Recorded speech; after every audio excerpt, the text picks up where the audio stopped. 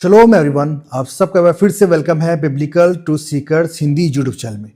जैसे कि प्रियो आप लोग स्क्रीन पे देख रहे हैं, लिखा हुआ है कि क्या आग का बपतिस्मा नरक का बपतिस्मा है। जैसे कि प्रियो आप लोग जानते हैं, लूका रचित सुसमाचार, जब हम उसकी 3 अध्याय की 17 आयत को पढ़ेंगे तो वहां पर लिखा है, उसका सूप उसके हाथ में है और वह अपना खलिहान अच्छी तरह से साफ करेगा और गेहूं को अपने खत्ते में इकट्ठा करेगा, परंतु भूसी को उस आग में जो बुझने की नहीं जला देगा। तो यहां पर बहुत सारे प्रचारक जो हैं कंफ्यूज हैं। उनको ऐसा लगता है कि जो आग का बपतिस्मा जिसका जिक्र यूहन्ना ने किया है कि जो मेरे बाद आने वाला है वो तुम्हें पवित्र आत्मा और आग से बपतिस्मा देगा, उसके विषय में जब 17 आयत को लोग पढ़ते हैं तो उनको ऐसा लगता है कि शायद ये नरक का बपतिस्मा है। लेकिन प्रियो, ऐसा नहीं है। आज बहुत खूबसूरत हिडन सीक्रेट और रेवलेशन आपको इस वीडियो से पता चलेगा, और जब आप इस पूरे वीडियो को देखोगे तो आपको अंदाजा हो जाएगा कि आज मसीह समाज में बहुत सारी झूठी तालीम या शिक्षा दी जा रही है, जिसके द्वारा मैं समझता हूं कि लोगों के उद्धार में इफेक्ट पड़ रहा है। पिछले समय में भी मैंने कुछ शिक्षाओं को लेकर के बात करी थी, आने वाले समय में और भी करूंगा कि क्या रैप्चर जो है वो हमारा उठाया जाना है। लेकिन फिलहाल हम बात करेंगे, आज का जो विषय है कि क्या आग का बपतिस्मा नरक का बपतिस्मा है। जैसा कि प्रियो आप लोग जानते हैं कि जब प्रभु मसीह ने बपतिस्मा लिया, पानी का बपतिस्मा, जिसको हर एक मसीही विश्वासी लेता है, क्योंकि मसीह ने बोला कि सारी कौमों में जाओ और उन्हें बपतिस्मा दो। तो जो पानी का बपतिस्मा है, हम देखते हैं कि जब यूहन्ना बपतिस्मा दाता ने प्रभु मसीह को दिया, और आपने भी जब लिया होगा तो आप पानी में डूबे और फिर उसमें से बाहर आए, जैसा कि हम इस चित्र में देख सकते हैं। तो अब सवाल ये उठता है कि प्रभु मसीह हमें जब आग का बपतिस्मा देगा तो वो हमें आग में क्यों डुबोएगा। और उन लोगों के मुताबिक जो लोग ये कहते हैं कि आग का बपतिस्मा नरक का बपतिस्मा है, तो सवाल ये उठता है कि हम विश्वासियों को नरक में क्यों जाना होगा। क्योंकि अगर उनके मुताबिक इस बात को माना जाए तो हर एक विश्वासी को नरक का भागी होना पड़ेगा, और जब वो नरक में जाएगा फिर उसके बाद में उसका क्या बनेगा, ये एक अलग बात हो गई। लेकिन हम देखेंगे कि दरअसल आग का बपतिस्मा है क्या। जैसा कि लूका रचित सुसमाचार 3 अध्याय और उसकी 16 आयत को पढ़ेंगे तो लिखा है, तो यूहन्ना ने उन सब के उत्तर में कहा कि मैं तो तुम्हें पानी से बपतिस्मा देता हूं, परंतु वह आने वाला है जो मुझसे शक्तिमान है, मैं तो इस योग्य भी नहीं कि उसके जूतों का बंद खोल सकूं, वह तुम्हें पवित्र आत्मा और आग से बपतिस्मा देगा। तो यहां पर हमें बपतिस्मा दिखाई पड़ता है जो कि प्रभु मसीह को देना है, पवित्र आत्मा का और आग का। फिर मैं आपको बताना चाहता हूं कि ये जो आग का बपतिस्मा है, ये आपकी सेवकाई का बपतिस्मा है। जैसा कि प्रियो हम देख भी सकते हैं, जो ग्रीक का शब्द है बैप्टिजो, जिसको हम बपतिस्मा हिंदी में पढ़ते हैं, उसका मतलब होता है डिपिंग या फिर डुबोना आम भाषा में। तो जो कोई भी व्यक्ति जब बपतिस्मा लेता है, पानी का बपतिस्मा, तो उसमें वो पानी में जाता है और फिर पानी से आता है और पूरा पानी उसमें होता है, मतलब कि वो पानी से भीग जाता है, गीला हो जाता है, जो उसके कपड़े हैं वो भी गीले हो जाते हैं। ये एक संस्कार हमें दिखाई पड़ता है जो कि बपतिस्मे का है। तो इसी प्रकार से जो आग का बपतिस्मा है उसका भी संस्कार यही होगा कि लोगों को उसमें डुबोया जाए और फिर उसमें से वो निकले। मैं आपको बताना चाहता हूं प्रियो कि जो आग का बपतिस्मा है उसमें आपकी मिनिस्ट्री है, आपकी खिदमत है, आपकी सेवा है, जिस प्रकार से आप प्रभु के लिए या फिर परमेश्वर के लिए कर रहे हैं। और मैं आपको ये सब कुछ बाइबल से बताऊंगा। ऐसा नहीं कि मैं अपनी ओर से कोई थियोलॉजी लेकर के आऊंगा। सारी बातें जो होंगी वो पवित्र शास्त्र बाइबल से होगी, जो कि आप सबके पास में है। आगे जब हम जाते हैं प्रियो, तो हम देखेंगे इब्रानियों 1 अध्याय और उसकी 7वीं आयत को। तो वहां पर लिखा है, और स्वर्गदूतों के विषय में यह कहता है कि वह अपने दूतों को पवन और अपने सेवकों को धधकती आग बनाता है, and his ministers a flame of fire. अब यहां पर हम देखते हैं कि जो सेवक है, जो परमेश्वर की सेवा करने वाले लोग हैं, उनको परमेश्वर जो है फ्लेम ऑफ फायर बना रहा है। तो ये आग कहां से आई? ये आग जो है प्रियो, वो हमें दिखाती है आग के बपतिस्मे के विषय में, और संत पौलुस ने भी इन बातों का जिक्र किया है। इसके अलावा मैं आपको बहुत सारे रेफरेंस दिखाऊंगा जहां पर आपको ये अंदाजा होगा कि जिस प्रकार से हमें पवित्र आत्मा के बपतिस्मे की आवश्यकता है, उसी प्रकार से आग का बपतिस्मा जो कि प्रभु मसीह की ओर से आपको या हम सबको दिया जाएगा, उसके मायने है कि हमारे अंदर एक आग होगी। अब ये कौन सी आग है? ये बदले की आग नहीं है, ये आग है हमें स्वरूप देने वाली, मतलब कि हमें बनाने वाली। जैसा कि हम एक उदाहरण देखते हैं, बड़ा खूबसूरत सा उदाहरण है कि जब मूसा नबी जब वो मैदान में थे तो परमेश्वर के दूत ने उनको दर्शन दिया जलती हुई झाड़ी में। जैसा कि हम देख सकते हैं जो उसके लिए शब्द यूज हुआ है वो है ईश, और जो फ्लेम है उसके लिए लबा, जो कि हार्ट से बना है, मतलब कि लेव से ही बना हुआ ये शब्द है। तो जलती हुई झाड़ी में हम देख सकते हैं कि मूसा नबी को दर्शन हुआ था परमेश्वर के दूत का, और जो झाड़ी थी वो जल नहीं रही थी। जैसा कि हम पढ़ भी सकते हैं एक्सोडस या फिर निर्गमन 3 अध्याय और उसकी 2 आयत को। और परमेश्वर के दूत ने एक कटीली झाड़ी के बीच आग की लौ में उसको दर्शन दिया, और उसने दृष्टि उठाकर देखा कि झाड़ी जल रही है पर भस्म नहीं होती। ये वो आग है प्रियो जो कि परमेश्वर की आग है। ये आग हम सब के अंदर होना चाहिए, क्योंकि हम सब परमेश्वर के सेवक हैं। हर कोई याजक है परमेश्वर के राज्य का या उसके मंदिर का, जो कि आसमानी मंदिर है। अब यहां पर भी हम देखते हैं प्रियो कि परमेश्वर की आग है, जिसको हम आसानी से पढ़ सकते हैं फ्लेम ऑफ फायर। अब हिब्रू में जो ये 2 शब्द हैं फ्लेम और फायर, जैसे कि मैंने आप लोगों को दिखाया कि जो फ्लेम है वो लबा या लेव जो कि रूट वर्ड है उससे बना हुआ है। इसके अलावा जो फायर है या जो आग है वो ईश है।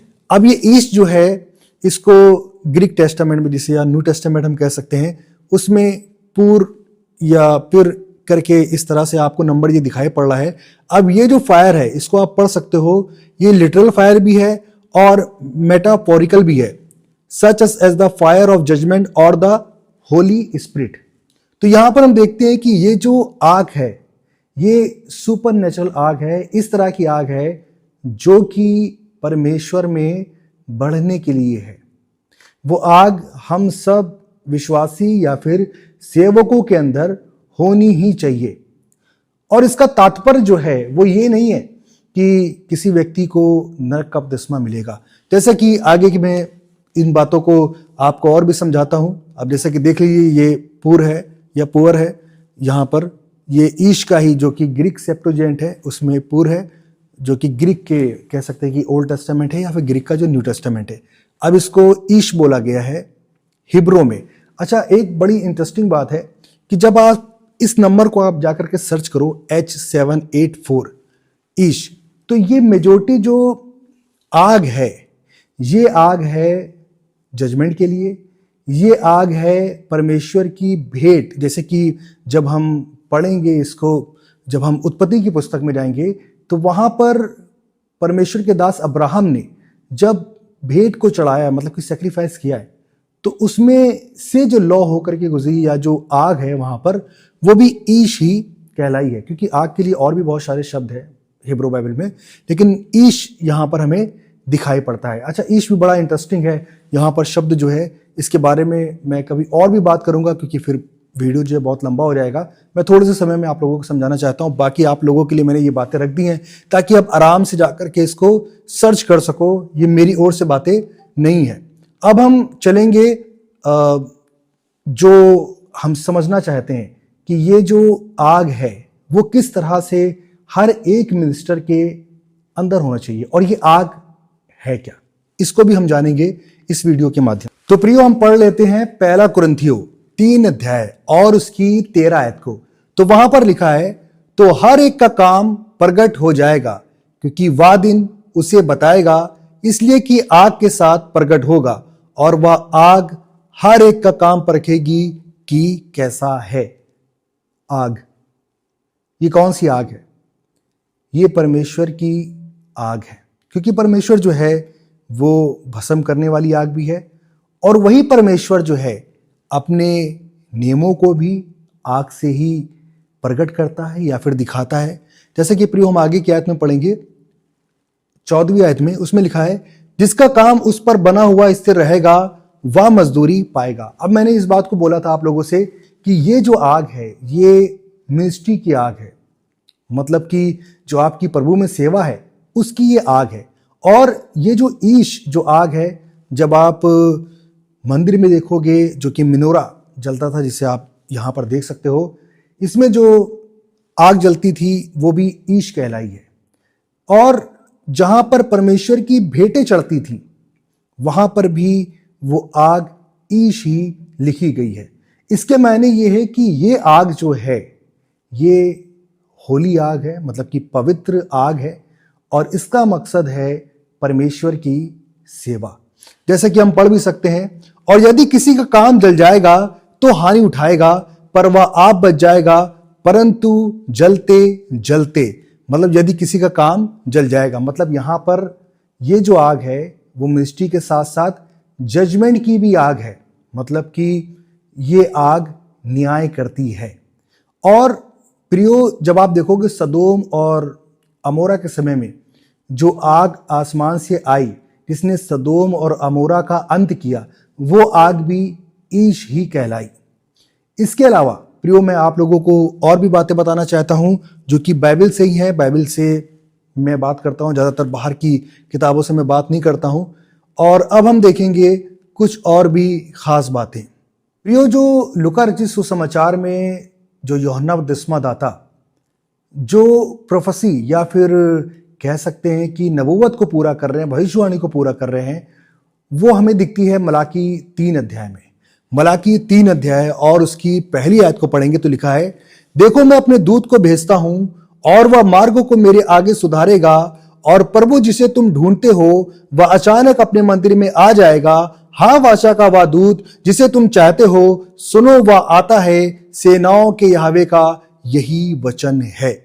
यहां पर हम देखते हैं कि ये प्रोफेसी जो है संत या कह सकते हैं कि बपतिस्मा दाता यूहन्ना जो हैं वो भी दोहराते हुए दिखाई पड़ते हैं लूका रचित सुसमाचार में।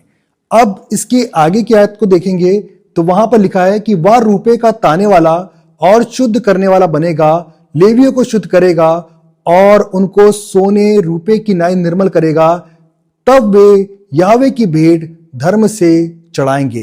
तो यहां पर आप देखो कि एक आग की बात हो रही है, और वो आग जो है प्यूरिफाई करने के लिए है, पाक करने के लिए, पवित्र करने के लिए, एक स्वरूप को ढालने के लिए है कि आपको किस तरह से परमेश्वर का खिदमत गुजार या फिर सेवक होना है।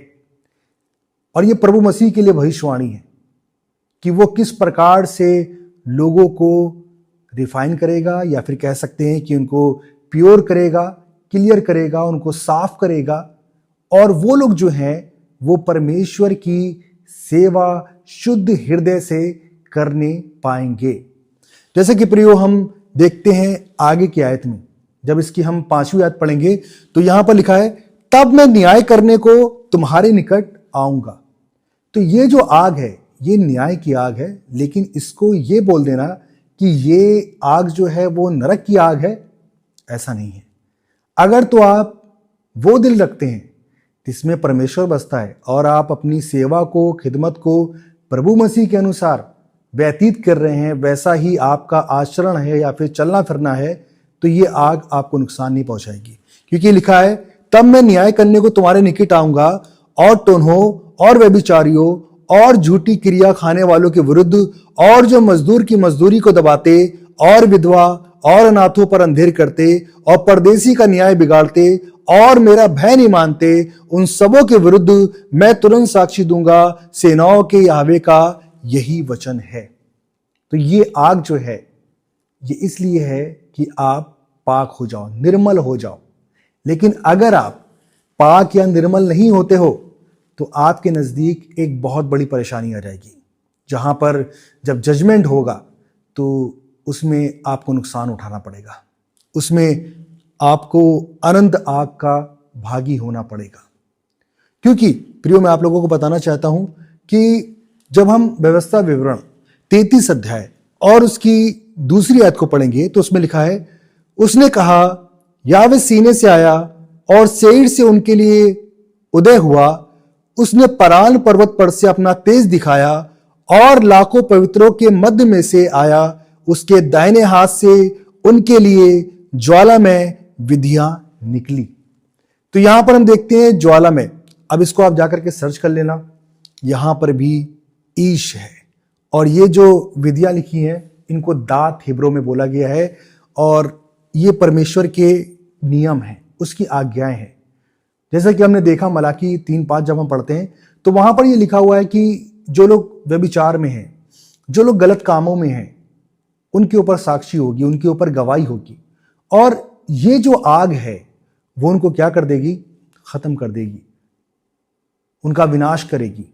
लेकिन जो परमेश्वर की आग जो उन लोगों के लिए है जो कि उसके मुताबिक चलना चाहते हैं, उनको भस्म नहीं करेगी। तो प्रियो, टॉपिक ये है, मैंने थोड़े से समय में आप लोगों को समझाने का प्रयास किया कि ये है क्या। ये आग जो है ये आपकी नजात की आग है। जब आप इस आग में डूब जाओगे और इसमें से निकलोगे तो आप परमेश्वर के सच्चे सेवक बनोगे, जिस तरह से परमेश्वर के और भी प्रॉफिट्स और उनके अपोस्टल थे। इसलिए ऐसी भ्रमित करने वाली शिक्षाओं से बचे, बाइबल को बेहतर तरीके से समझे और आने वाले समय में मैं इसी तरह की भ्रांति या फिर अफवाह फैलाने वाली शिक्षाओं के विषय में और भी वीडियो बनाऊंगा। तो अगर चैनल पे नए हो तो सब्सक्राइब कर लो और वीडियो पसंद आए तो लाइक करो और ज़्यादा से ज़्यादा शेयर करो। आप सबको शलोम, आप सबको जय मसीह की। का दिन आया तो वे सब एक जगह इकट्ठे थे और एकाएक आकाश से बड़ी आंधी की सी सनसनाहट का शब्द हुआ और उससे सारा घर जहां वे बैठे थे गूंज गया और उन्हें आग की सी जीभें फटती हुई दिखाई दी और उनमें से हर एक पर आ ठहरी और वे सब पवित्र आत्मा से भर गए और जिस प्रकार आत्मा ने उन्हें बोलने की सामर्थ्य दी वे अन्य अन्य भाषा बोलने लगे।